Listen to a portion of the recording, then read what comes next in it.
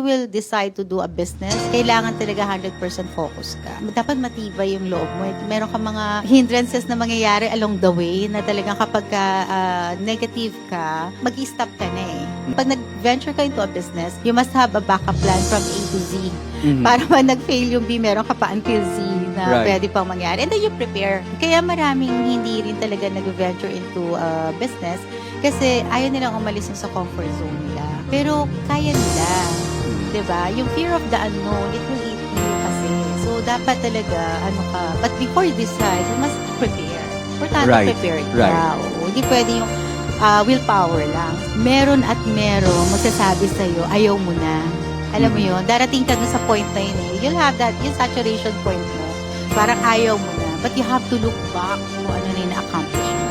Just look back kung ano na yung na-accomplish mo para at least magkaroon ka ulit ng another motivation to move forward. Importante kasi yun. Sina Spotlight.